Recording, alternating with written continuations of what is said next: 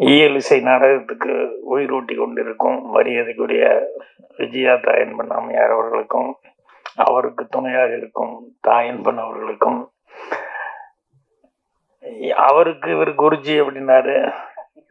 எனக்குரிய பத்திரிகையில் இருக்கிற எல்லாத்துக்கும் குருஜி தான். நான் வர்றதுக்கு முன்னால் இருந்து நான் வந்ததுக்கு அப்புறம் இப்போவும் அவர் என்னைக்கும் அவர் என்ன எழுதினாலும் என்ன பேசினாலும் அது ஒரு ரசிகனாவே நான் படிச்சுக்கிட்டு இருப்பேன். எப்போ படித்தாலும் அது மறுபடியும் ஃபோன் பண்ணி பேசுவேன். ராம்ஜி அவர்களுக்கும் விழாநாயகன் அவரை இத்தனை நாள தெரிஞ்சுக்காம இருந்தது என் குத்தம் தான். அவர் ஏதோ நான் பாக்கியம் அப்படின்னு நினைக்கிறாரு. இங்க வந்தது எனக்கு பாக்கியமா நான் நினைக்கிறேன். என்னன்னா அவரு மட்டுமே இல்லை, அவரு, அவங்க துணைவியாரு, அவங்க பொண்ணு, மாப்பிள்ளை, இப்படி சொன்னா எல்லாருமே ஒரு கலை குடும்பமா இருக்காங்க அப்படின்னு சொல்லும்போது, அப்புறம் இவங்க கூட சேர்ந்து மதுரை மாவா அவங்க என்ன கூப்பிட வந்தாங்க. அவங்களும் இதுல இணைஞ்சிருக்கேன் அப்படின்னு சொல்லிட்டு, ஆனால் அவங்க தான் முதல்ல ஃபோன் பண்ணி கூப்பிட்டுக்கிட்டு இருந்தாங்க. ஸோ இத்தனை நாளாக நான் தெரிஞ்சுக்காம இருந்தது அப்படிங்கிறது அது என்னுடைய தவறல்ல. ஏன்னா எனக்கும் டான்ஸுக்கும் அவ்வளோ பொருத்தம். நான் சினிமாவில் பயப்படுறது ஒண்ணுக்கு தான், டான்ஸுக்கு மட்டும்தான். அதுல நான் எப்படி இதுக்குள்ள இன்னைக்கு நின்று இருக்கேன் அப்படின்னு நினைக்கும் போது எனக்கே சிரிப்பா இருக்கு. நம்ம போய் இதுல என்ன பண்ண போறோம் என்ன அப்படின்ட்டு. ஆனா அவர் அவங்க ஃபோன் பண்ணி நேற்றே பேசிட்டு இருந்தாங்க. அப்புறம் இன்னைக்கு பார்க்கணும், இன்விடேஷன் கொடுக்கணும் அப்படின்னாங்க. ஸோ காலையில் வந்தப்போ உண்மையில் எனக்கு டான்ஸ் மாஸ்டர் அப்படிங்கிறத மட்டும்தான் நான் புரிஞ்சுக்கிட்டேன். அவங்க இன்விடேஷன் கொடுக்கும்போது அவங்களும் அந்த நடன இதில் இருக்காங்க அப்படின்னு சொல்லி தெரிஞ்சுக்கிட்டேன். பட்டு இவ்வளவு விஷயங்கள் அவங்க குடும்பமே எவ்வளோ ஓல்டு ரெக்கார்டு தான் பண்ணியிருக்காங்க அப்படின்னு சொல்லும்போது நான் உண்மையிலே தெரிஞ்சுக்காம இருந்து எனக்கு. ஆனால் பூர்ணிமாவுக்கு தெரிஞ்சிருக்கு. அதை அவங்க கரெக்டாக யார் இதில் இருக்காங்க என்னங்கிறதெல்லாம் கரெக்டாக தெரிஞ்சு வச்சுருக்காங்க. இப்போ இங்கே வந்ததுக்கு அப்புறம் தான் இந்த நாடகத்தை, அந்த வாயு புத்திரா, அது இந்த சகுந்தரா, இதெல்லாம் பார்க்கும்போது அதனுடைய இது ஏற்கனவே நடத்துனது எங்கெங்கேயோ ஃபாரின்லாம் நடத்தியிருக்காங்க. அதை பார்க்கும்போது தான் இவ்வளவு பிரம்மாண்டமாக என்னென்னமோ சர்க்கஸ், என்னென்னமோ டெக்னிக்கெல்லாம் யூஸ் பண்ணி என்னென்னமோ பண்ணியிருக்காரு அப்படின்னு சொல்லும்போது, இப்போ எனக்கு இந்த 7ஆம் தேதி இது மிஸ் பண்ணாமல் பார்க்கணுமே அப்படிங்கிற லெவலுக்கு. ஏன்னா அதில் குதிரை ஸ்டேஜ் கொண்டு வர்றேன், இதை கொண்டு வர்றேன் அப்படின்னு சொல்லிட்டு எல்லாத்தையுமே எடுத்துகிட்டு வர்றேன் அப்படிங்கிறாரு. அப்புறம் இந்த டூயிலெல்லாம் அதான், அது எப்படி அவங்க மேடம் பேசும்போது கூட சொன்னாங்க, அது ரொம்ப பாராட்டி டூயில் ரோல நாடகத்தில் எப்படி கொண்டாங்க. அது எனக்கு ரொம்ப காமெடி. என்னன்னா சினிமாலேயே ரொம்ப கஷ்டம் இந்த டூயில் ரோல் அப்படிங்கிறது. எனக்கு கதையை நான் கிரியேட் பண்ணிட்டேன். ஒரு கைதியின் டைரி, அதாவது ஆக்ரியஸ் தான் ஹிந்தியில் நான் எடுத்தேன், தமிழில் எங்கள் டைரக்டர் எடுத்தார். அதில் டூயல் ரோல் வர்ற மாதிரி நான் கதையை கிரியேட் பண்ணிட்டேன். அப்புறம் டூயல் ரோல் 2 பேரும் மீட் பண்ணிக்கிற மாதிரி சீக்வன்ஸையும் நல்ல, ஏன்னா டூயல் ரோல்னு இருந்தாலே அவங்க 2 பேரும் மீட் பண்ணிக்கிட்டா தான் அது சுவாரஸ்யமாக இருக்கும். அதனால் மீட் பண்ணிக்கிற மாதிரி ஒரு 3 காட்சிகளை கிரியேட் பண்ணிட்டேன். அந்த 2 காட்சியை 3 காட்சியை கிரியேட் பண்ணிட்டேன். அதுக்கப்புறம் ஷூட்டிங்கில் அப்போ என்னென்னா கைதியின் டைரியை போல நான் தனியாக படம் முந்தான முடிச்ச வரைக்கும் எல்லா படமும் நான் தனியாக எடுத்துக்கிட்டு இருக்கிறேன். அதனால் இந்த படத்துக்கு ஷூட்டிங்க்கு கதை வசனம் மட்டும் நான் எழுதி கொடுத்துட்டு நான் ஷூட்டிங் போக முடியல. அதனால் இந்த டூயல் ரோடெல்லாம் எப்படி எடுக்கிறாங்க என்ன அப்படிங்கிறது பார்க்குறதுக்கான சான்ஸ் இல்லை. சினிமாவில் பார்த்துருக்கோம் ஒழிய அது எப்படி எடுக்கிறாங்க அப்படிங்கிறது இருக்க அது எனக்கு தெரியல. சரி, எங்கள் டைரக்டர் அவர்கிட்ட கொடுத்துட்டா அவர் படம் முடிஞ்சது. ஆனால் அவர் பாருங்க, அந்த டூயல் ரோல் சீனுகளை முக்கியமான சீன் அவர் எடுக்கவே இல்லை, அவர் விட்டாரு. என்னென்ன அட போய் அது வழக்கம் போல் இருக்கு டூயல் ரோல், அதனால நான் விட்டுட்டியா அப்படின்னாரு. இல்லை சார், டூயல் ரோல்னு இருந்தாலே 2 பேரும் சந்திச்சா தான் சார் இன்ட்ரெஸ்டிங் அப்படின்னு சொல்லிட்டு. அப்புறம் நான் என்னோட அதே ஹிந்தியில் நான் பண்ணும்போது அந்த டூயல் ரோல் சீன்லாம் எடுக்கலான்னு சொல்லிட்டு போனேன். இப்போ எனக்கு ஒரே காம்ப்ளெக்ஸ் என்னென்னா, நான் டூயல் ரோல் எப்படி எடுக்கிறது, நான் பார்த்ததும் இல்லை எப்படி எடுக்கிறாங்கன்னு. எங்கள் டைரக்டரும் எடுக்கல, அந்த ஷூட்டிங்கும் அட்டன் பண்ணல. ஸோ என்னடா பண்ணுறது, இன்றைக்கி இந்த சீன் எடுத்தாங்கணுமேன்னு திருன்னு முழிச்சிட்டு, நம்ம பழமொழி சொல்லுவாங்களே, சந்தையில் வித்தாடு போக சொச்சாடு முழிச்சிட்டு இருக்கணும், அந்த மாதிரி அந்த சீன் எடுக்கிறதுக்கு வந்துட்டார். அமிதாப் வந்துட்டார், கேமராமேன் வந்துட்டார். என்ன சாட்டு சொல்லி எப்படி இதை சரி ஓப்பனாக சொல்லிடலாம், நமக்கு கேமராமேன்கிட்ட சொல்லி அது எப்படின்னு நீங்களே எடுங்க கோபால் ரெட்டி அப்படிங்கிற அளவுக்கு சொல்லிடலாம் அப்படின்னு உட்காந்துருந்தேன். வந்தோடனே அமிதாப் அவர்கள் அவர் கோபால் ரெட்டிக்கிட்ட கேட்குறாரு, today we are going to take mass ஷாட்னோ அப்படின்னா, நாம டூயல் எடுக்க போகிறோம் அப்படின்னு. அவர் உடனே கேட்குறாரு, which is convenient you Gopal Reddy அப்படின்னு கேமராமேன் கேட்குறாரு. அவர் சார் லைட் மாஸ்க்கு that is better for me அப்படிங்கிறாரு. எனக்கு ஒன்றும் புரியல, லைட் மாஸ்க் இது வேறு இருக்கா அப்படின்னு சொல்லி முடிச்சுட்டு உட்காந்துருங்க. அப்புறம் அமிதாப் அவர்கள் no no no will go for dubbing first, that is convenient to me அப்படின்னாரு. No sir it is indoor light mask அப்படின்னு சொல்லிட்டு இவர் அதை சொல்லிட்டு இருக்காரு, அவர் அதை சொல்லிட்டு இருக்காரு. ரெண்டும் தெரியாமல் நான் அப்படியே முடிச்சுட்டு உட்காந்துருந்தேன். அப்புறம் மெல்ல அமிதாப் என்ன பார்த்தாரு, captain of the ship is here, why we are arguing sir, which you prefer அப்படின்னாரு. எனக்கு தெரியல, which is convenient to you அப்படின்னு கேட்டேன் அவரை.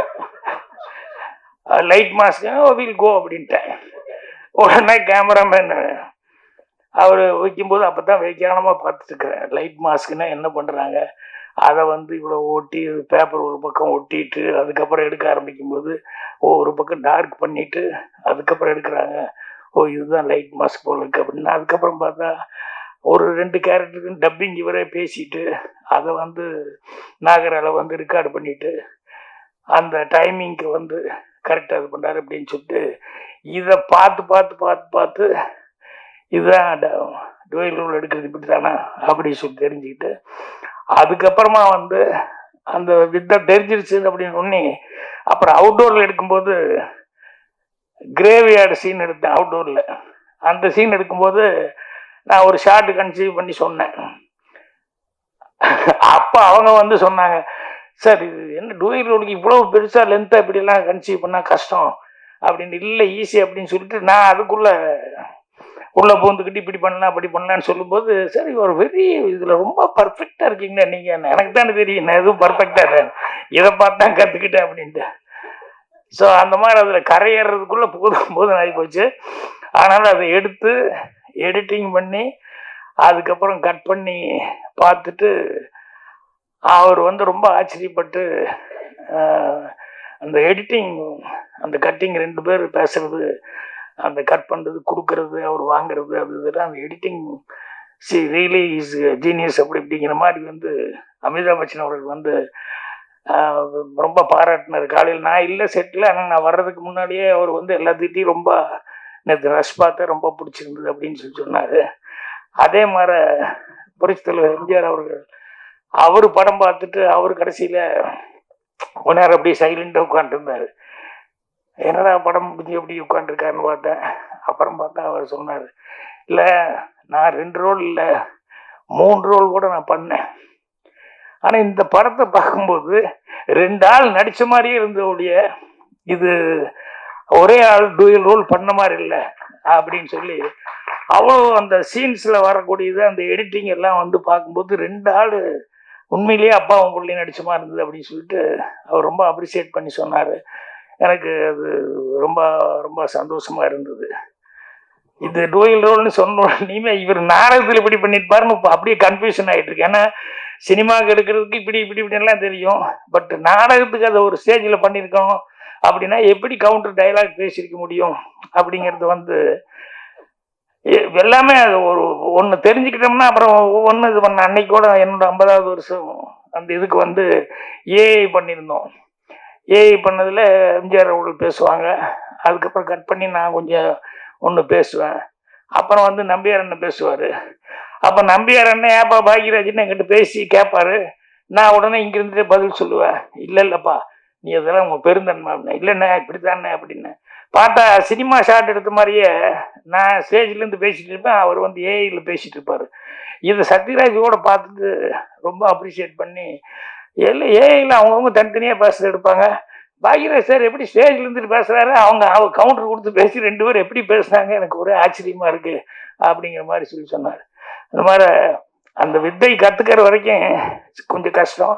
அப்புறம் மூளையை படுத்தினோம்னா கண்டிப்பாக பெட்டர்மெண்ட்டாக நிறையா பண்ண முடியும். அதனால இப்போ இவருக்கு அந்த டூயல் ரோல் எப்படி பண்ணார் அப்படிங்கும்போது அவர்கிட்ட எப்படி இருந்தாலும் இதெல்லாம் வச்சுருப்பாங்க, சிடி அது இதெல்லாம் இருக்கும். அதனால் அது அவசியம் வாங்கி பார்க்கணும் அப்படிங்கிற மாதிரி இருந்தது. ஏன்னா ஒவ்வொன்றும் நாம் இவரை பற்றி சொல்லுவாங்க, ஆர்எஸ் மனோகர். நான் சினிமாவுக்கு வரும்போது அவர் இதெல்லாம் பார்க்கறதுக்கான வாய்ப்பு இல்லை, நேராக வந்துட்டேன். அதுக்கப்புறம் பார்த்தா அவர் நாடகம் பண்ண நிறுத்திட்டார், சினிமாவில் ரிட்டையர்ட் ஆகி. அவருக்கும் அதே மாதிரி ரொம்ப பிரமாதமாக அவரை பற்றி சொல்லுவாங்க, நாடகத்தில் எல்லாம் எப்படிலாம் வித்தியாசமாக பண்ணுவாங்க அப்படின்னு சொல்லிட்டு. அதனால் இப்போ இவர் வந்து பார்க்கணும் அப்படின்னு சொல்லிட்டு சொன்ன மாதிரி அவர் டான்ஸுன்னு நினச்சிக்கிட்டு இருந்தேன். அப்புறம் பார்த்தா மியூசிக்கு, அவர் என்னென்னமோ எல்லா விஷயங்களும் சகலகலா உள்ளவர இருந்துட்டுருக்காரு. அதில் வீட்டில் இருக்கிறவங்க எல்லாருக்குமே அந்த திறமை இருக்குது அப்படின்னு சொல்லும்போது உண்மையிலேயே ரொம்ப சந்தோஷமாக இருக்குது, மகிழ்ச்சியாக இருக்குது. இந்த மருது சகோதரர்களை பற்றி அவர் எடுக்க போகிறேன்னு சொல்லும்போது எனக்கு எப்படி ஈலிசை நாடகம் நடனமாக டான்ஸில் வந்து இதில் வசனமெல்லாம் இருக்கான்னு வேறு கேட்டேன் நான். அதுவும் இருக்குது, டான்ஸ் இருக்குது, பாட்டு இருக்குது, எல்லாமே இருக்குன்னா அவங்க ஃபைட்டும் இருக்குது அப்படின்னு எல்லாம் சொன்னாங்க. இது உண்மையிலேயே அது ஒரு சேலஞ்சான ஒரு சமாச்சாரம். மற்றது எப்படின்னு எனக்கு தெரியல. ஏன்னா மருது சகோதரர்கள் அப்படின்னு சொல்லி அந்த மருது இருவர்னு டைட்டில் வச்சுட்டு பண்ணுறதுல அவ்வளோ விஷயங்கள் அவங்கள பற்றி கேள்விப்படும் போது அது அத்தனையும் வந்து ஒரு நாட்டிய இதில் வந்து கொண்டு வந்துட முடியுமா அப்படிங்கிற அளவுக்கு அவ்வளோ விஷயங்கள் அவங்கள பற்றி கேட்கும்போது அவங்க பராக்கிரமங்கள் எல்லாம் வந்து சொல்லும்போது நம்ம என்ன இப்படியெல்லாமா இருந்திருப்பாங்க அப்படின்னு சொல்லிட்டு அது சொல்கிறாங்க.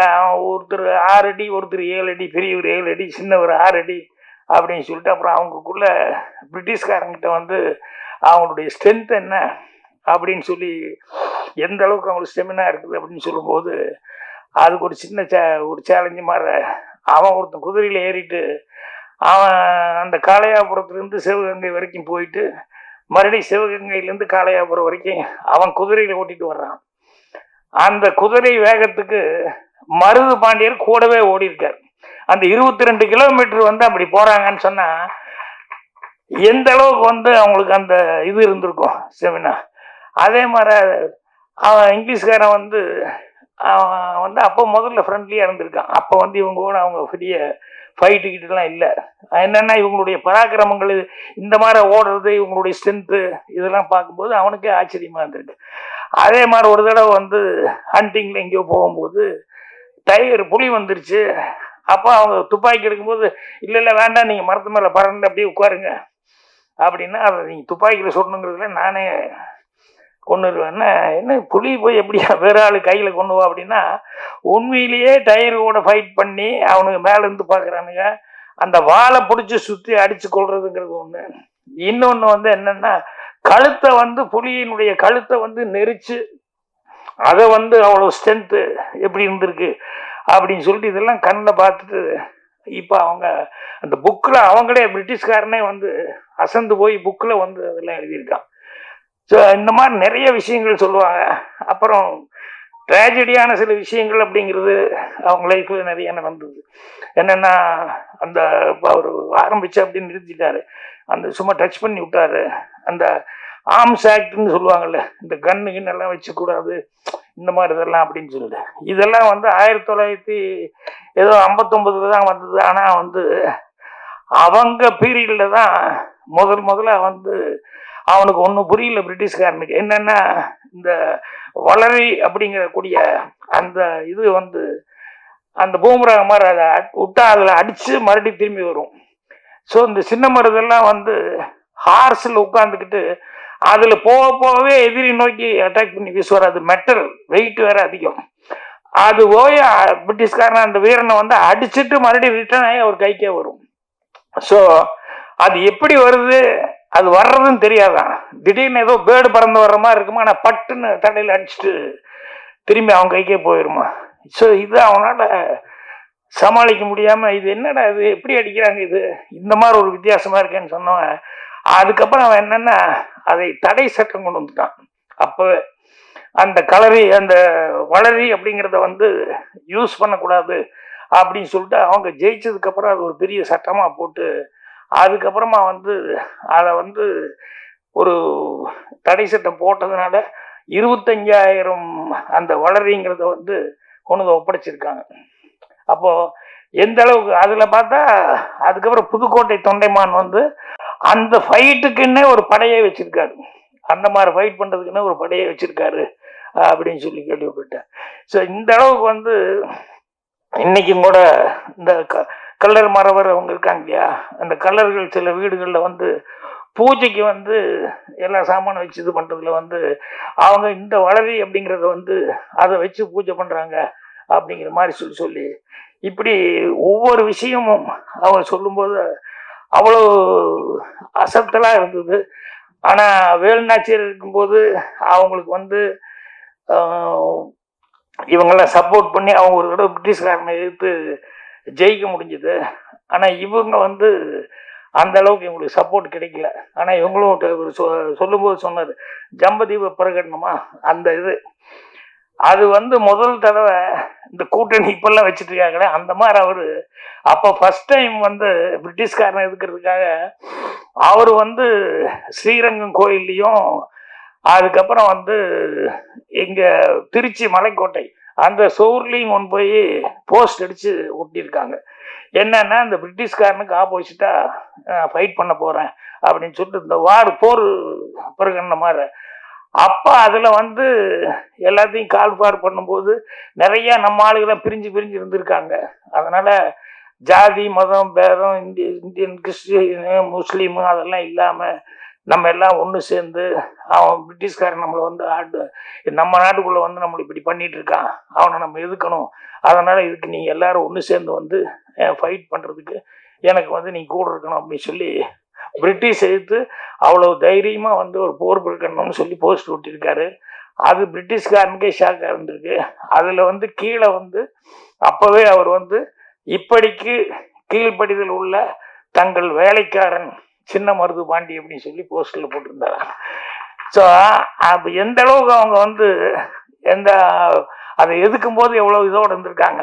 ஆனால் யாரும் எதுக்கும்போது கூட இல்லாதனால வந்து எல்லாம் ஒத்துமையாக சேர முடியாதனால அவங்க போயிட்டாங்க. அவங்களுக்கு வந்து 1801 அக்டோபர் 24 to 27 அந்த 3 நாளில் வந்து கிட்டத்தட்ட ஒரு திருப்பத்தூரில் வந்து மகன்கள் பேரன்கள் இன்னும் சொந்த பந்தம் அப்படிங்கிறவங்கள 3 நாள் வந்து கண்டினியூஸாக 530 பேரை வந்து தூக்கில் போட்டு இது பண்ணாங்க. என்னென்னா அது தூக்கில் போடுறது பார்த்தா தான் மற்றவங்களுக்கு எல்லாம் பயம் வரும் அப்படின்னு சொல்லிட்டு. அதே மாதிரி சின்ன மருது பையன் 17 வயசு பையன் அவனும் அவங்க கூட ஒரு 73 பேர் வந்து கைது பண்ணி மலேசியாவில் பினாங்கில் கொண்டு போய் அடைச்சிருக்காங்க. அந்த பையனும் வந்து 20 வருஷம் கழித்து ஜெயிலேருந்து வந்து அது என்னென்ன பாருங்க, அவனுக்கு ஒரு பெக்யூலியரான பனிஷ்மெண்ட்டு. அவனை ஏன் அங்கே கொண்டு போட்டு இங்கே எல்லாரையும் கொண்ட மாதிரி கொள்ள வேண்டியது இல்லை. அவன் நாட்டை நினச்சி என் நாட்டை எப்போ பார்க்க போகிறேன்னு அவனுக்கு அந்த ஃபீலிங் இருந்துக்கிட்டே இருக்கணும், அதுதான் அவனுக்கு தண்டனை அப்படிங்கிற மாதிரிலாம் பண்ணி 20 வருஷம் கழித்து அந்த ஆள் மறுபடியும் திரும்பி வந்ததுக்கப்புறம் வந்து அதுக்கப்புறம் வந்து இறந்துருக்கான், இந்தியாவில் வந்து இறந்துருக்கான். இப்படி நிறைய விஷயங்கள் அவங்கள பற்றி சொல்லும்போது ஆச்சரியமாக இருந்தது. இவ்வளோ இது இருக்குது. இந்த மாதிரி இன்னும் சொல்ல போனோம்னா நிறையா அவங்களுடைய இதில் என்னென்னலாம் நடந்தது அப்படிங்கிறதெல்லாம் இதெல்லாம் வந்து எப்படி இவர் நாடகத்தில் வந்து ஒட்டுமொத்தமாக அதை வந்து கொண்டு வர முடியும் அப்படின்னு சொல்லும்போது எனக்கு தான் அவையார் பாடினது இருக்குல்ல, திருக்குறளை பற்றி சொல்லுவாங்க, இந்த கடுகை தொலைத்து அணுவை தொலைத்து கடுகை தொலைத்து குறுக தரித்த குரல்னு சொல்லுவாங்க. அந்த மாதிரி வந்து இது ஒரு சேலஞ்சிங்கான விஷயமா தான் அவருக்கு இருக்கும். அதை வந்து இவர் செய்ய போகிறாரு அப்படின்னு சொல்லும்போது அதுக்கு வந்து பாருங்கள் அந்த மியூசிக்கு அது இது எல்லாமே வந்து எல்லாம் போலேருந்து ஏதோ ஒரு எல்லாத்தையும் காமிச்சாங்க, அத்தனை பேர்த்தையும் ஹங்கேரி அந்த மியூசிஷியன்ஸ் அவங்களெல்லாம் காமிச்சாங்க. ஸோ எவ்வளோ பேர் வச்சு எவ்வளோ சிறப்பாக வந்து அந்த மியூசிக்கெல்லாம் பண்ணியிருக்காங்க அப்படிங்கும்போது இது அவசியம் வந்து நம்ம ஆளு எல்லாருமே பார்க்கணும். ஸோ 7ஆம் தேதி இது சிறப்பான முறையில் எங்கே நடக்குதுங்க, நம்ம லேடி ஆண்டாள் இதில் அதில் நடக்குதுன்னு சொன்னாங்க. அநேகமாக இது மிகப்பெரிய ஒரு ஹிட்டாக, ஏற்கனவே அவர் பண்ணது 2மே ஹிட் ஆகிருக்குது. இதில் மருது சகோதரர்கள், மருது இருவர் அப்படிங்கிறது நிறைய பொட்டன்சியல் உள்ள, நிறைய மேட்ரு இருக்கு. ஸோ அதில் இருக்கிறதுலே பெட்டரான விஷயங்களாக செலக்ட் பண்ணி அதை தான் இப்போ நான் யூஸ் பண்ணிப்பான்னு நினைக்கிறேன். ஸோ அதனால் எனக்கு ரொம்ப சந்தோஷம். நான் வந்தோடனே ஓடிடலாம் அப்படின்னு நினச்சிக்கிட்டு தான் வந்தேன். இங்கே பேசுறத பார்த்தோன்னே அவங்க வீட்டில் இருக்கிறவங்க ஒவ்வொருத்தரும் ஒவ்வொரு விஷயத்தில் எவ்வளோ கெட்டிக்காரங்க அப்படின்னு சொல்லி எல்லாம் பார்க்கும்போது எனக்கு ரொம்ப நல்ல வேலை, இது மிஸ் பண்ணல, நம்ம கரெக்டாக வந்துட்டோம் அப்படின்னு சொல்லிட்டு எனக்கு இது ரொம்ப சந்தோஷமான விஷயமா இருக்கு. ஒரு மிகப்பெரிய ஒரு கலைஞனை அவங்க குடும்பத்தையும் சந்திக்கிறதுக்கான ஒரு வாய்ப்புகள், அவங்களே இருட்டில் இருக்கிறாங்க. அப்புறம் நான் பார்த்துட்டு போகிறேன். ஏன்னா இவங்க பேர் சொல்கிறாங்க, சித்ரான்னு சொல்கிறாங்க, காவியான்னு சொல்கிறாங்க. ஒவ்வொருத்தரையா சொல்லும்போது எல்லாம் இருட்டுக்குள்ளேயே இருக்கிறதுனால நான் இப்படி இப்படி எட்டி எட்டியே பார்த்துக்கிட்டு இருந்தேன். ஸோ அந்த கலை குடும்பத்தை சேர்ந்தவங்க எல்லாத்துக்கும் என்னுடைய மனமார்ந்த வாழ்த்துக்கள் தெரிவிச்சுக்கிறேன். அதே மாதிரி பத்திரிகையாளர் சந்திப்பு தான். பத்திரிகையாளர்கள் அவங்க இன்னைக்கு 50 வருஷமெல்லாம் எனக்கு கொண்டாடினாங்க அப்படின்னா அதுக்கு பத்திரிகை நண்பர்களுடைய உதவி தான் எனக்கு மிகப்பெரிய உதவியாக இருந்தது. ஸோ இதுவும் அவங்க சிறப்பான முறையில் இதுக்கு அவங்க ஒரு உற்சாகமூட்டும் விதத்தில் விமர்சனங்களை கொடுத்து இதை பெரிய லெவலில் எடுத்துகிட்டு போவாங்க. இன்றைக்கி இப்போ ஃபஸ்ட் இந்தியாவில் பண்ணுறீங்க இல்லையா? ஸோ இதுவும் உலகம் பூரா போய் எல்லா இடங்கள்லையும் இது பேர் வாங்கணும் அப்படின்னு சொல்லி என்னுடைய மனமார்ந்த வாழ்த்துக்களை தெரிவிச்சுக்கிறேன். நன்றி, வணக்கம். உரைக்கும் வரை திருக்குறளாய், நிறைக்கும் வரும் என் தொகையாய், சொத்திரம் கூட்டும் நற்கணக்காய், செவிக்கு இனிதான சிறந்த நற்சுவையாய், எண்ணம் கவர் மண்ணும் சிலம்பாய், மணியாய் மணிமேகலை வடிவாய், செந்தமிழ் சிந்தாமணி சுடராய், சிந்தும் கலை வடிவாய், சீரிய மொழியாய், என்னை வாழ வைக்கும் என் தாய்மொழியே, தமிழ் மொழியே, உனக்கு முதற்கு வணக்கம். நான் யாருன்னு கூட தெரியாம கூப்பிட்ட ஒரே ஒரு வார்த்தைக்கு இங்க உட்கார்ந்துருக்காரு. அவரோட பெருந்தன்மை எப்படின்னு எனக்கு தெரியாது. நான் பாக்யராஜ் சார், என்னோட சிறந்தாழ்ந்த வணக்கங்கள். நான் யாருன்னே உங்களுக்கு தெரியாது, ஒரே ஒரு வார்த்தை இந்த மாதிரி மறுதிருவர் பண்ண போறோம்னு சொல்லிட்டு உட்கார்ந்துருக்காரு. அதுக்கு இதுக்கு நான் என்ன கைமாறு பண்ண போறேன்னு தெரியல.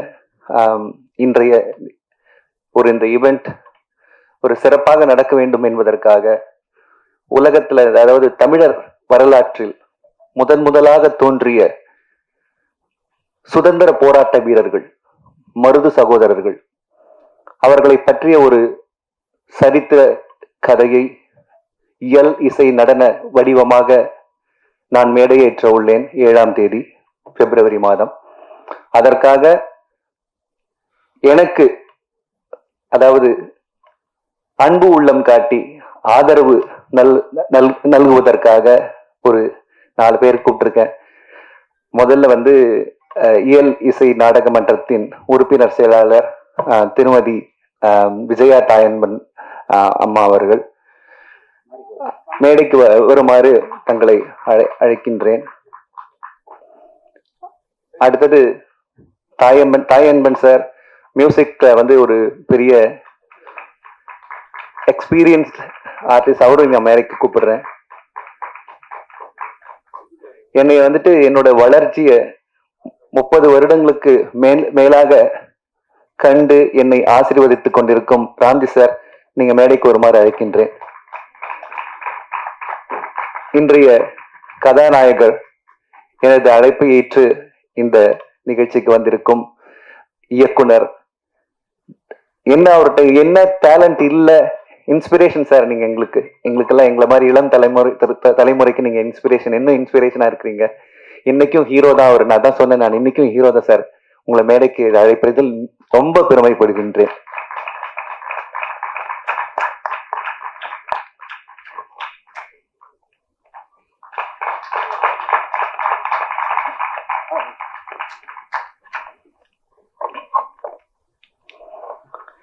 கிபி 1857க்கு முன்னர், சுதந்திரம் ஒரு இயக்கமாக மாறுவதற்கு முன், தமிழகத்தின் சிவகங்கை மண்ணில் தோன்றிய 2 சகோதரர்கள் ஆங்கில பேரரசின் அடித்தளத்தையே அதிர வைத்தனர்.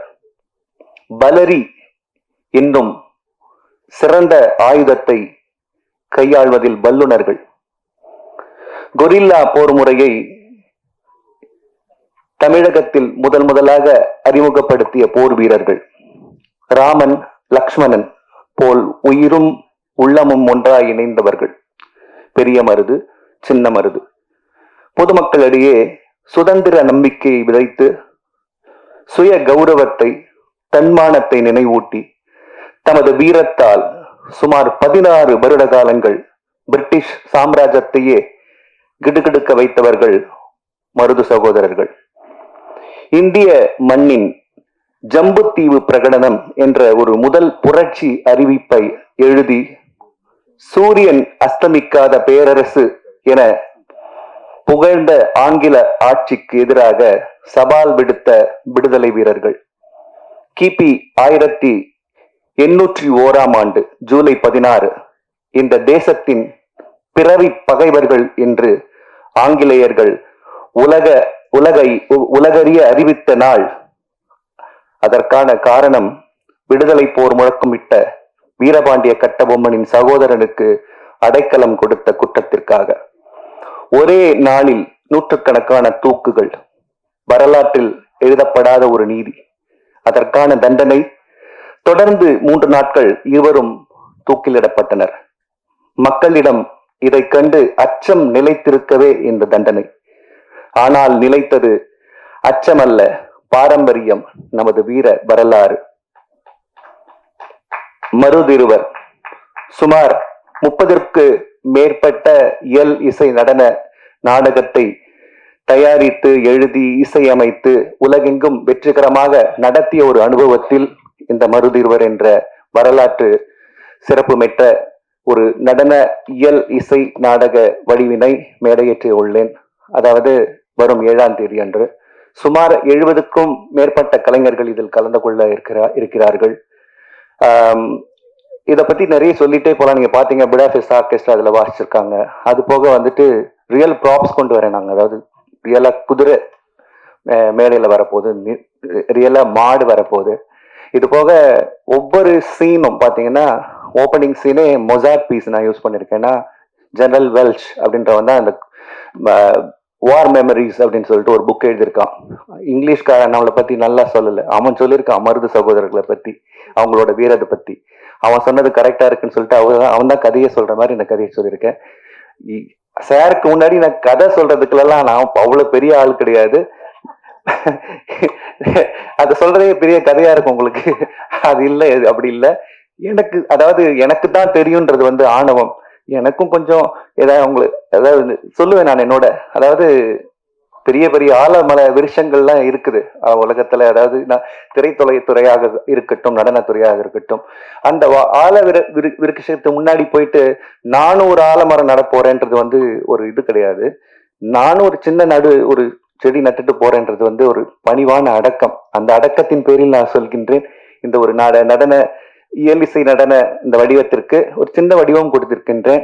ஆனால் கண்டிப்பா எல்லாருக்கும் புரியுற மாதிரி அதுக்கு ஒரு ஸ்கிரிப்ட் எழுதி இசையமைத்து டிஃப்ரெண்ட் சீக்வன்ஸ்ல வந்து பாத்தீங்கன்னா ஒரு ஆர்காட் நோவா அப்ப பார்க்கும்பொழுது ஒரு கதக் நடனம், ஹைதர் அலியை பார்க்கும்பொழுது அது மாதிரி ஒரு டிஃப்ரெண்ட் சீக்வன்ஸ் எல்லாம் அமைத்து பரதநாட்டியத்தையும் கலந்து ஒரு பல்சுவை நிகழ்ச்சியாக இதை அமைத்துட்டு இருக்கின்றேன்.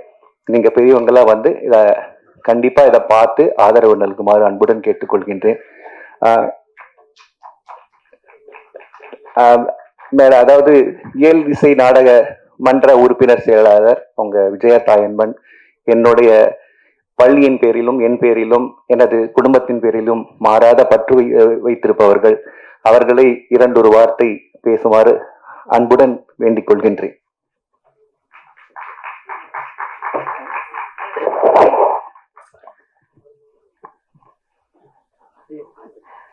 சகல கலா வல்லவர், இன்றைய நிகழ்ச்சியின் நாயகர், அருமை சகோதரர் மதுரை முரளிதரன் அவர்களே, இங்கே மேடையிலே வீற்றிருக்கின்ற திரைக்கதை சினிமானா திரைக்கதை எப்படி இருக்கணும்னு ஒரு ரெக்கார்ட் பிரேக்கை ஏற்படுத்தின பெரும் மதிப்பிற்குரிய இயக்குனர் பாக்யராஜ் அவர்களே, அருமை மரியாதைக்குரிய மக்கள் குரல் ராம்ஜி அவர்களே, என்னுடைய துணைவர் இசையமைப்பாளர் கலைமாமணி தாயன்பன் அவர்களே, என் உடன்பிறவா சகோதரி சித்ரா முரளிதரன் அவர்களே, நான் மிகவும் பெரிய ஃபேன். யாருக்குன்னா முரளிதர் சாருடைய பொண்ணு காவ்யா. அப்படிப்பட்ட ஒரு டான்சர். எனவே காவ்யா வந்திருக்காங்க. காவ்யா அவர்களே, அதே போல காவ்யானுடைய கணவர் சாய் விக்னேஷ் எங்க வீட்டுக்கார மியூசிக்ல எல்லாம் வந்து பாடி, அதுவும் திருக்குறளை அவர் இசையமைச்சிருக்கிறாரு. பல திருக்குறளை எடுத்து பல்வேறு ராகங்கள்ல இசையமைச்சத தம்பி வந்து பாடி கலக்கிட்டாரு. அவ்வளவு பிரமாதமா. அவரை பத்தி சொல்றதுன்னா, காந்தாரானுடைய அந்த மெயின் தீம் சாங்க பாடினவர் சாய் விக்னேஷ். அப்பேற்பட்ட ஒரு கலை குடும்பம். எனவே அருமை தம்பி சாய் விக்னேஷ் அவர்களே, ஊடகவியலாளர்களே, உங்கள் அனைவருக்கும் அன்பார்ந்த வணக்கத்தினை முதற்கண் தெரிவித்துக் கொள்கிறேன். இல்லை, இந்த பிரசாத் தியேட்டருக்கு நான் நிறைய தடவை வந்திருக்கேன். எங்கள் வீட்டுக்காரரு மியூசிக் பண்ணப்பெல்லாம் வந்திருக்கேன். அதுவும் 70mm தியேட்டரில் 40 பீஸ் 50 பீஸ் ஆர்கெஸ்ட்ராவோட மலையாளத்தில் கொடிகட்டி பிறந்த ராகவன் மாஸ்டருடைய மலையாள படத்துக்கு அவர் அசோசியேட் மியூசிக் டைரக்டராக இருந்தப்ப அங்கே வந்து தாஸ் சாரு, சித்ராம்மா, வாணி ஜெயராம் எல்லாம் பாடம். இப்படி நிறைய இந்த தியேட்டருக்கு வந்திருக்கேன். குறும் படங்கள் பார்க்க வந்திருக்கேன். ஃபியூச்சர் ஃபிலிம் பார்க்க வந்திருக்கேன். ஆனா இதுதாங்க முதல் முறை ஒரு நாட்டிய நாடகத்தை அறிமுகம் பண்றதுக்காக இப்படி ஒரு விழாவை பிரசாத்ல ஒரு பிரஸ் மீட்டை கூட்டி ஏற்பாடு பண்ணியிருக்காருன்னா, இதுலயும் முரளிதரன் ஒரு வித்தியாசமான ஒரு ஒரு விஷயத்த பண்றாருன்னு அர்த்தம். ஏன்னா அவருடைய ப்ரொடக்ஷன் அத்தனையும் பார்த்துருக்கோம். நாங்க ஒரு 2-3 பார்த்துருக்கோம். அது வந்து ஸ்டேஜ்லயே ஒரு ஃபிலிம். இப்ப நாங்க உட்கார்ந்து பேசிட்டு இருக்கும் போது சொன்னாரு, ரெக்கார்ட் பிரேக்கான ஒரு விஷயம் உங்க எல்லாருக்கும் தெரியும், அதுவும் பத்திரிகைக்காரர்களுக்கு நிச்சயமா தெரியும். மோடி முதல்ல வர்றதுக்கு முன்னால பிரச்சாரத்துக்காக ஒரே நேரத்துல மோடி அவர்கள் பல இடத்துல பேசணுங்கிறதுக்காக இந்த ஆலோகிராம் டெக்னிக் அப்பதான் இன்ட்ரோடியூஸ் பண்ணாங்க. அந்த ஆலோகிராம் வந்தது. ஆனா இப்ப அவர் சொன்ன விஷயம் என்ன ஆச்சரியம்னா, நாட்டிய மேடையில அவரே 2 வேஷம் பண்ணாரு. புலிகேசியாவும் பண்ணியிருக்காரு, நாகநந்தியாவும் பண்ணியிருக்காரு. ஒவ்வொருத்தரும் ஒவ்வொரு சீன்ல வந்து போறது காட்டுறது ஒன்றும் பெரிய விஷயம் இல்லை. 2 பேரும் மீட் பண்ற மாதிரி ஒரு சீனை சினிமால காட்டலாம். பல டெக்னிக் இருக்கு, டைரக்டர் இங்க இருக்காரு. ஆனா ஸ்டேஜ்ல நாகநந்தியும் புலிகேசியும் சந்திக்கிறாங்க. அதை எப்படி காட்டியிருக்காருன்னா, ரியலா அங்க நிக்கிறது முரளிதரன் அவர்கள் நாகநந்தி வேஷத்துல. அவர் கூட உரையாடல், அந்த கான்வர்சேஷன் வித் புலிகேசி, அதே முரளிதரன் ஹாலோகிராம்ல. உங்க முகஸ்துதிக்காக சொல்லல, நான் உண்மையில அசந்து போனேன். இப்படி ஒரு டெக்னிக்கை நாங்கெல்லாம் அரசியல்ல இருக்கிறவங்க, அரசியல்ல என்ன பண்ணலாம், எந்த டெக்னிக் எப்படி யூஸ் பண்ணலாம், பிரச்சார யுக்தியை எப்படி எப்படி புதுசா கையாளலான்னு நாங்க யோசிப்போம். ஆனா நாட்டிய நாடக மேடையில இப்படி ஒரு டெக்னிக்கை புகுத்தி நீங்க பண்ணிருக்கிறது உண்மையில Muralitharan sir, hats off to you. Your dedication, your concentration, அந்த அளவுக்கு இந்த கலை மேல அவ்வளவு பற்று, அவ்வளவு ஆர்வம், எதையாவது சாதிக்கணுங்கிற வெறி. அதன் காரணமாகத்தான் இப்படி நான் நிறைய இயலிசை நாடக மன்ற உறுப்பினர் செயலாளர் அப்படிங்கிற முறையில நிறைய நாட்டியங்களுக்கு தலைமை தாங்க கூப்பிடுறாங்க, சீஃப் கெஸ்டா கூப்பிடுறாங்க. போய் அத்தனையும் பார்ப்பேன். சித்ராவுடைய பல ஸ்டூடெண்ட்ஸுடைய எத்தனையோ நாட்டியத்துக்கெல்லாம் நான் போயிருக்கேன், நிறைய பார்த்துருக்கேன். இதுல என்னன்னா, சித்ரா ஸ்டூடெண்ட்ஸ் மட்டும் இல்லை, நிறைய பேர் வேரியஸ் டீச்சர்ஸ் ஏதாவது 5 ஐட்டம் அன்னைக்கு பண்றாங்கன்னா அதுல 2 ஐட்டம் முரளிதரன் அவர்கள் இசையமைச்சு கம்போஸ் பண்ணி கோரியோகிராஃப் பண்ண ஐட்டமா நிச்சயமா இருக்கும். இந்த வர்ணம் கம்போஸ்ட் பை மதுரை முரளிதரன் அப்படிங்கிற அனௌன்ஸ்மெண்ட் பல்வேறு மேடைகள்ல நான் பார்த்திருக்கேன். அந்த அளவுக்கு அதுலேயும் அவர் திறமை வாய்ந்தவர், நாட்டியம் ஆடுவதிலும் திறமை வாய்ந்தவர், நடிப்பிலும் திறமை வாய்ந்தவர். அதனாலதான் இத பேலேன்னு சொல்லாம, நாட்டிய நாடகம்னு சொல்லாம மியூசிக்கல் அப்படிங்கிற ஒரு வார்த்தையை சொன்னாரு. ஒருவேளை இயல் இசை நாடக உறுப்பினர் செயலாளருங்கிறதுனால தான் என்ன இன்னைக்கு கூப்பிட்டாரோ என்னமோ தெரியல. ஏன்னா ரெண்டும் அந்த பேர் ஒற்றுமை அப்படி இருக்கு. அந்த வகையில மிக சிறப்பான ஒரு கலைஞர். அதுவும் இந்த மருதிருவர் எனக்கு ரொம்ப கவர்ந்தது. மருது சகோதரர்கள்னு நாம நிறைய அட்ரஸ் பண்ணுவோம் சொல்லுவோம், மருது பாண்டியர்கள்னு அட்ரஸ் பண்ணுவோம் சொல்லுவோம். ஆனா அந்த சகோதரர்களை அழகான அந்த தமிழ்ல அந்த யூசேஜ் இருக்கே, மருதிருவர். ஆஹா, எக்ஸலண்ட். அந்த வார்த்தையே அந்த டைட்டிலே எனக்கு ரொம்ப பிடிச்சது. இப்படி நானே சொல்லிக்கிட்டு போனா டைரக்டர் எல்லாம் இருக்காங்க பேசுறதுக்கு. முரளிதரன் சாருக்கு என் மனமார்ந்த நல் வாழ்த்துக்களை இந்த நேரத்துல நான் தெரிவிச்சுக்கிறேன். உலகம் பூரா போய் பரத கலைய தமிழ் பண்பாட்டை வளர்க்கறதுக்காக நீங்க எவ்வளவோ முயற்சிகளை மேற்கொண்டிருக்கிறீங்க. உங்கள் முயற்சிகள் தொடரட்டும், மென்மேலும் வெற்றிகள் உங்களுக்கு வந்து குவியட்டும் என வாழ்த்தி இந்த அருமையான வாய்ப்புக்கு நன்றி கூறி விடைபெறுகிறேன். நன்றி, வணக்கம்.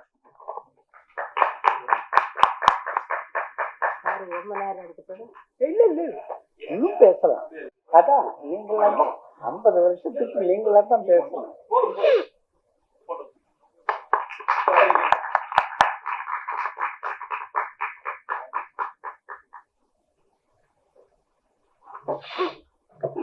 அடுத்ததாக திரு தாயம்பன் சார் ஒரு 2 வார்த்தை பேசுற மாதிரி.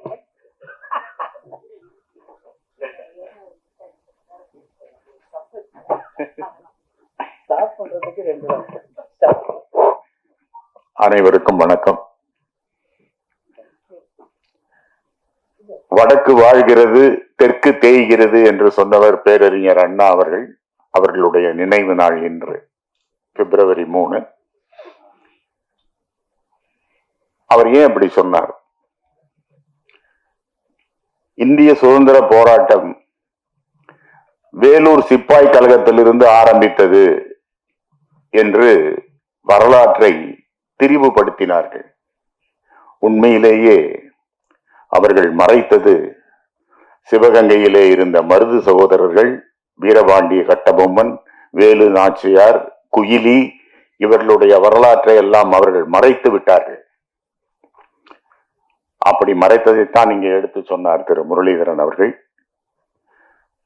இங்கே நான் நிக்கிறதுக்கு எனக்கு இன்னொரு பிளஸ் பாயிண்ட் இருக்கு. கண்ணதாசன் அவர்கள் சிவகங்கை சீமை படம் எடுத்த போது அதுல அந்த மருத மரங்கள் 2 மருத மரங்கள் இருக்கும். அந்த மருத மரங்களை காப்பாற்றி, அந்த மருத மரங்களை போற்றி காப்பாற்றினவராக என்னுடைய தந்தையார் மறைந்த நடிகர் PS வெங்கடாஜலம் அவர்கள் நடித்திருந்தார்கள். அந்த ஷூட்டிங்க்கு நான் நெப்டியூன் ஸ்டுடியோவுக்கு போயிருக்கேன். மரத்தை வெட்ட வருவாங்க. TK பகவதியும் முஸ்தபா அவர்களும். எங்க அப்பா தடுப்பாரு. இது எங்களுடைய மருது சகோதரர்களா நாங்க நினைச்சு அவர் பகவதி சொல்லுவார், நான் தான் மருது ராஜா அப்படின்ட்டு எங்க அப்பாவை கட்டி பிடிச்சி இது பண்ணுவாங்க. அந்த ஷூட்டிங் நான் சின்ன பையனா இருக்கும்போது போயிருக்கேன், 7-8 வயசுல.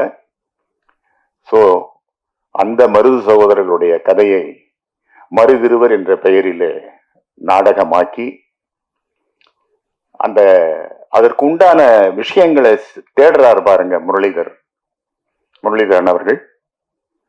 எழுதினவர் ஒரு வெள்ளக்காரன். உடனே மோசாட்டோட பீஸை கொண்டாந்து அதுல கலக்கிறாரு. Representing the author is a western, is an இங்கிலீஷ்காரன். இப்படி பல விஷயங்களை, வாழ்க்கை என்பது தினந்தோறும் நாம் கற்றுக்கொள்ளக்கூடிய ஒரு பள்ளிக்கூடம். தினந்தோறும் ஒன்றை கற்றுக்கொள்ளலாம். நான் அப்படிதான் மியூசிக்ல கத்துக்கணும்னு இன்னும் கற்றுக்கொண்டிருக்கிறேன். நிறைய இருக்கு. மரியாதைக்குரிய இசைஞானி இளையராஜா அவர்கள் சொல்றாரு, நான் இன்னும் படிக்கணும், எனக்கு மியூசிக் தெரியல, அதனாலதான் நான் இப்படி பெர்சுவேட் பண்ணி என்னென்னமோ பண்ணிக்கிட்டு இருக்கேன் அப்படின்னு அவர் சொல்றார். சோ மனிதர்கள் ஒவ்வொரு நாளும் கற்றுக்கொள்ள வேண்டியவர்கள். அப்படி முரளிதரன் அவர்கள் இசை, இயல், நடனம், நாட்டியம், நாடகம் இவற்றில் எல்லாவற்றிலும் இருந்து தினந்தோறும் கற்றுக்கொண்டிருக்கிறார். கற்றுக்கொண்டு 30 மிகப்பெரிய படைப்புகளை கொடுத்து இன்று மிக உயரத்தில் இருக்கிறார். அவர் எல்லா நடன இயக்குனர்களுக்கும் நடன நாட்டிய தயாரிப்பாளர்களுக்கும் வெகு விரைவில் ஒரு மிகப்பெரிய முன்னுதாரணமாக, ஒரு வாத்தியாராக, ஒரு பெரிய இன்ஸ்ட்ரக்டராக அவர் பல புத்தகங்கள் எழுத வேண்டும். அவரை ஃபர்ஸ்ட் எனக்கு அவர் என் மனசுல வந்தாருன்னா, அவங்களுடைய துணைவியார் சித்ரா முரளிதரன் அவர்களுடைய மாணவி ஒருத்தி ஆடிய நாடகத்துல அடுத்தது தில்லானா ராகம் மதுவந்தி அப்படின்னாங்க. மதுவந்திங்கிற ராகம் நார்த் இந்தியன் ராகம். ஆக்சுவலா அது தர்மவதியோட ஜன்னியம்.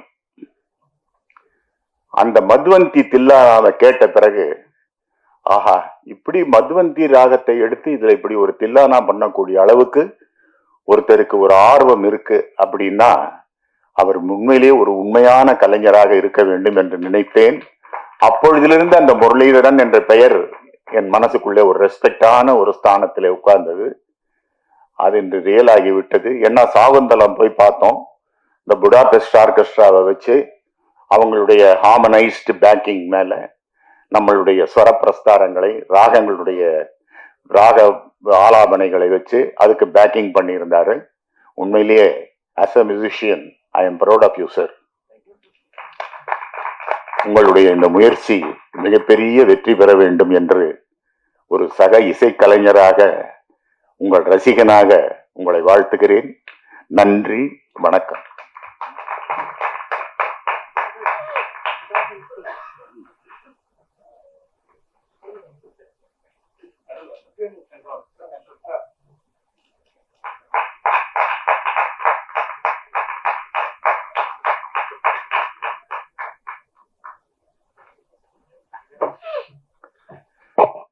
இன்னைக்கு இந்த பிரஸ் மீட் நடக்கணும் அப்படின்றதுக்கு மெயினான காரணம் யாருன்னா, அவரும் எனக்கு ஒரு விதத்துல குரு தான்.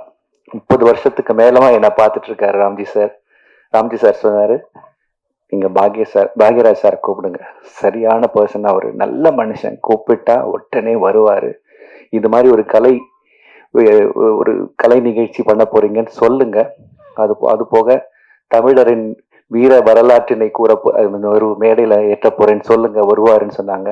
அவர் சொன்னது நான் டவுட்டோட தான் போனேன். ஆக்சுவலா எனக்கு சார் என்ன சொல்ல போறாருன்னு தெரியாது. ஆனா சொன்ன உடனே அது என்ன ஒரு பெருந்தன்மை இருக்கணும் அப்படின்றது கண்கூட பார்த்தேன்.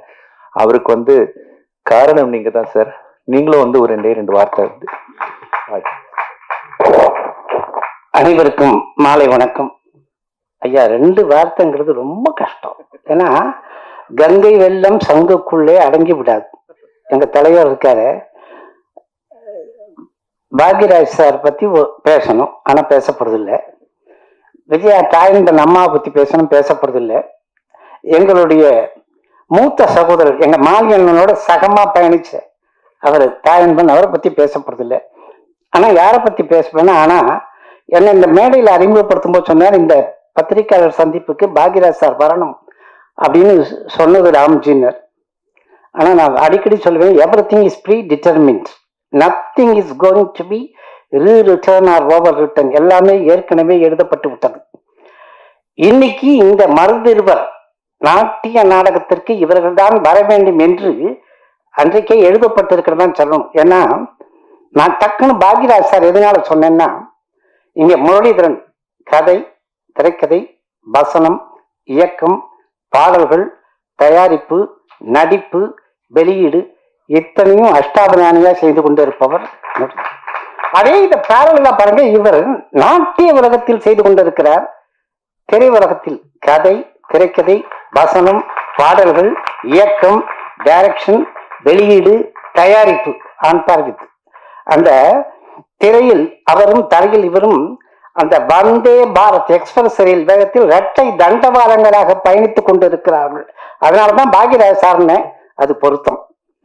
இன்னொன்னு, விஜயா தாயன்பன் தமிழ்நாடு ஏலசி நாடகமன்றத்தின் உறுப்பினர் செயலாளர், அந்த அம்மா வரணும்னு. ஏன்னா இவருடையது போடும்போதே ஆங்கிலத்தில் போடுச்சு, டான்ஸ் மியூசிக்கல் ட்ரீட்னு இயல் இசை அவங்க வந்து சரி. மூணாவது நான் எதுக்கு வந்தேன்னா அதுலயும் ஒரு அர்த்தம் இருக்கு. மருதுருவர் விடுதலை போராட்டத்தில் மக்கள் குரலாக ஒலித்தவர். இந்த மூணு தான் இந்த மேடையில் அலங்கரிக்கிறது. அதை அப்படியே விட்டுருங்க. இப்போ இவருக்கும் எனக்கு 38 வருட அனுபவம். ஆனா மானசீகமா இந்த கோப்பரஞ்சோனும் பிசராந்தியார் மாதிரி பார்த்ததே ஒரு 8 வருஷமா தான். அந்த 4 பேருக்கு இவர் நன்றி. இப்ப பேசினவரு மருது சகோதரரை பத்தி சொல்லியாச்சு, அவருடைய படைப்புகளை பத்தி அம்மா பேசினாங்க. அதையும் தாண்டி பிரிட்டிஷ் ஆதிக்கத்தில் மருது சகோதரர்களையும் தனக்கு இருக்கக்கூடிய நெருக்கத்தையும் அவர் சொன்னார். இப்ப நான் சொல்ல போறது பூரா எங்களுடைய இதய கனி மதுரை யார் முரளிதரன் தான்.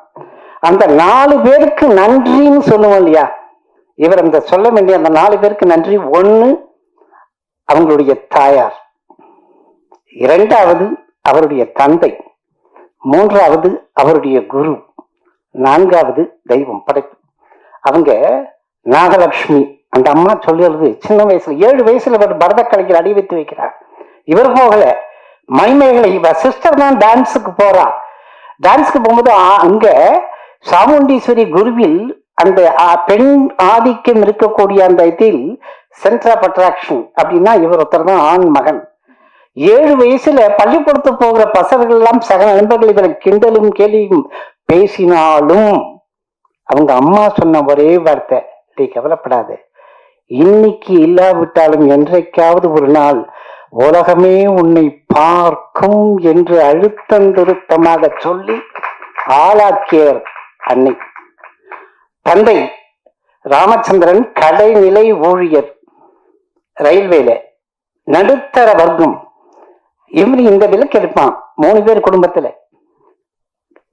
கலைக்கு அனுப்பிச்சிட்ட பிறகு கஷ்டம், கடன் வாங்கினாலும் ரயில்வேயில் பணி முடிந்து வெளியே வருகிற போது ஒட்டுமொத்த கிராஜுவிட்டி கருணை தொகையை கையில் வாங்கி கடனை அடைத்து விட்டு கலைக்காக பிறந்திருக்கும் தவ புதல்வன் என்று அடையாளம் காட்டி இந்த உலகத்திற்கு வெளிச்சம் போட்டிருக்கார் பாருங்க. அது தந்தை. குரு சாமுண்டீஸ்வரி. அந்த சாமுண்டீஸ்வரி அம்மா பெரிய பாக்கியம் தான். போட்டியும் பொறாமையும் பூசலும் எதிர்பார்க்கிறவர்களெல்லாம் ஒருபடி மேலே இருக்க வேண்டும் என்று சவால் விட்டு கொண்டிருக்கிற நாட்டிய உலகத்தை அகற்றி விட்டு அந்நிய மண்ணில் போய் சேருகிற போது தன்னுடைய கலாலயத்தையே நாட்டிய கஷேத்திராவையே கையில் கொடுத்து விட்டு இனி உன் கையில் என்று ஒப்படைத்தார் பாருங்க அந்த குரு. இவை எல்லாவற்றிற்கும் மேலாக இவரை ஆட்டி படைத்து அகிலம் முழுக்க இப்படி ஒரு சரஸ்வதி மைந்தன் பவனி வருகிறார் என்று ஆசீர்வதித்திருக்கும் அந்த தெய்வம். அந்த 4 பேருக்கு நன்றி என்று அதற்காகத்தான் சொன்னேன். அடுத்து கலை உலகம் இந்த 4 பேருக்கு நன்றி சொல்ல வேண்டும். 1 முரளிதரன், இன்னொன்று நிழலாகவே நடந்து கொண்டிருக்கும் அவரது இல்லத்தரசி உள்ளத்தரசி சித்ரா முரளிதரன், 3வது இப்படியும் ஒரு மகளா என்று ஆச்சரியக்கூடியோடு அண்ணாந்து பார்க்கக்கூடிய அளவிற்கு தவ புதல்வி காவ்யா. காவ்யாவுக்கு கை கொடுத்து இன்றைக்கு காந்தாராவில் பட்டி தொட்டிகள் எல்லாம் பட்டியை கிளப்பிக் கொண்டிருக்கும் இசை, அது மெல்லிசையாகட்டும் திரையிசையாகட்டும் அரை இசையாகட்டும் அத்தனையும் வெற்றி வளம் வந்து கொண்டிருக்கும் எங்களுடைய சாய் விக்னேஷ். அந்த 4 பேருக்கு நன்றி. நல்லதொரு குடும்பம் பல்கலைக்கழகம் என்பார்கள். அந்த பல்கலைக்கழகத்தை இந்த பல்கலைக்கழகத்தின் முன்னால் பார்த்து பாராட்டுவதற்கு ஒரு சந்தர்ப்பத்தை கொடுத்த ஆண்டவனுக்கு நன்றி. இப்ப அடுத்த ஒரு விஷயத்தை தான் சொல்ல போறேன். 2022 ஜூலை மாதம் 28ஆம் தேதி தமிழக முதல்வர் ஸ்டாலினுடைய அறைக்குள் நுழைந்து 10 லட்சம் ரூபாய் காசோலையை கையில் கொடுக்கிறார். எதுக்கு தெரியுமா? சினிமாக்காரர்கள் கொடுக்கலாம், பணம் வருகிறது. அரசியல்வாதிகள் கொடுக்கலாம், பணம் வருகிறது. தொழிலதிபர்கள் கொடுக்கலாம், பணம் வருகிறது. ஆனால் பாட்டிலும் பரதத்திலும் சம்பாதித்து வந்த பணத்தை 10 லட்சம் ரூபாயை கொரோனாவால் பாதிக்கப்பட்டு இருப்பவர்களுக்கு நன்கொடையாக முதல்வரை சந்தித்து கொடுத்தது. அந்த நிமிடத்தில் நான் செய்தியை எழுதுகிற போது கொஞ்சம் சிரித்து போனேன். அது எப்படி சம்பாதிச்சதுங்க? அதில் தான் இவர் Asia book of records, India book of records, Guinness world book of records உலக சாதனை 12 உலக சாதனைகளை படைத்ததில் உச்சம் தொட்டு நிற்கிற ஒரே ஒரு சாதனை என்ன தெரியுமா?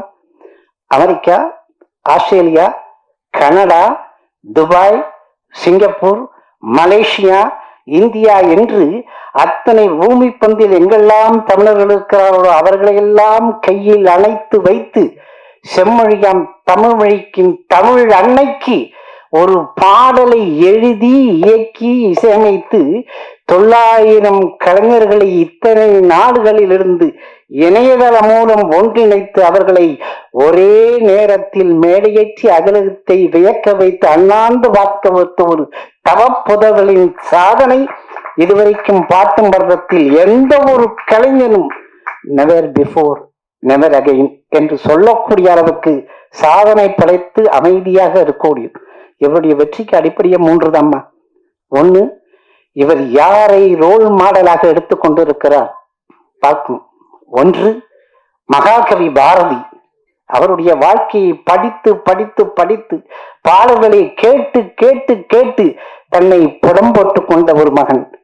அடுத்து இந்தியாவின் முன்னாள் ஜனாதிபதி, அன்றும் இன்றும் என்றும் நினைவில் வாழக்கூடிய அப்துல் கலாம் ஐயா. 3வது கலை ஞானி, அன்றும் இன்றும் என்றும் இந்த திரையுலகம் இருக்கும் வரை பேசக்கூடிய கலைஞர். அவர் நாடகத்தில் அவர் இரட்டை வேடம் போட்டார். ஒன்று நாகாநந்தி, இன்னொன்று புலிகேசி என்று. அந்த இரட்டை வேடத்தை ஏற்பதற்கு அடித்தரமாக ஆதார சுருதியாக இவர் எடுத்துக்கொண்ட கலைஞன் ஆளவந்தான் கமலஹாசன் என்று ஆணித்தரமாக அடித்து சொன்னார். ஆக வாசம் சுவாசம் எப்படி கலைஞானி கமல்ஹாசன் அவர்களுக்கு ரத்தத்தில் 2 கலந்து ஓடிக்கொண்டிருக்கிறதோ அது மாதிரி வாசமும் சுவாசமும் பாட்டும் பரதமும் என்று தன்னை பதிவு செய்து கொண்டிருக்கும் இவர் 7ஆம் தேதி நடத்தப்போகும் இந்த நாட்டிய நாடகம் நம்முடைய கலை உலக பெருமக்கள், குறிப்பாக பிரசாத் கலையரங்கம் என்றால் அரங்கு நிறைந்திருக்கும் இந்த பத்திரிகையாளர்கள் ஊடகவியலாளர்கள் அவசியம் கண்டு ரசிக்க வேண்டும். மருதிருவர் ஒருவர், பெரியவர் இவர், சின்னவர் எங்களுடைய இதய நண்பர் சிவகுமார்.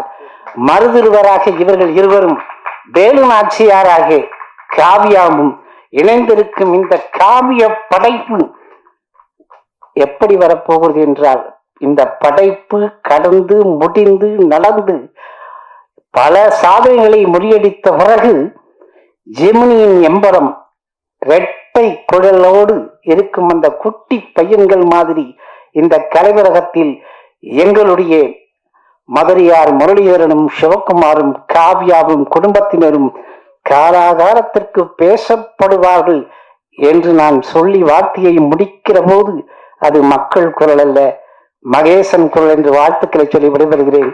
நன்றி, வணக்கம், வாழ்க வளம்.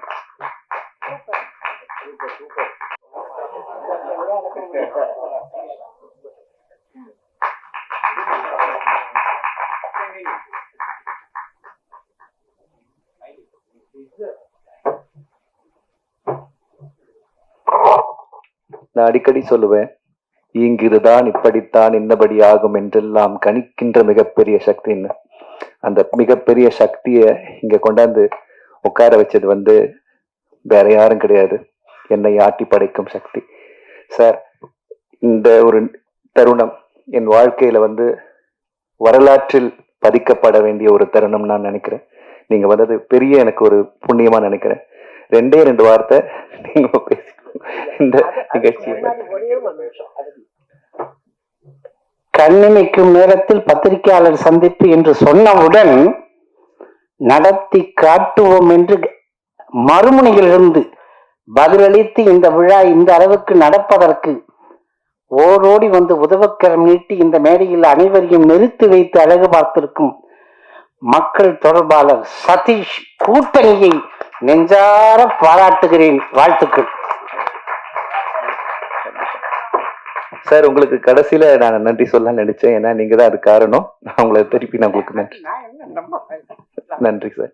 சார், வாகிராஜ் சார், உங்களை 2 வாரத்தை இந்த நிகழ்ச்சி இந்த மருதிருவர் பத்தி நீங்க அங்க இருந்தா இப்ப இங்க இருக்கோம்.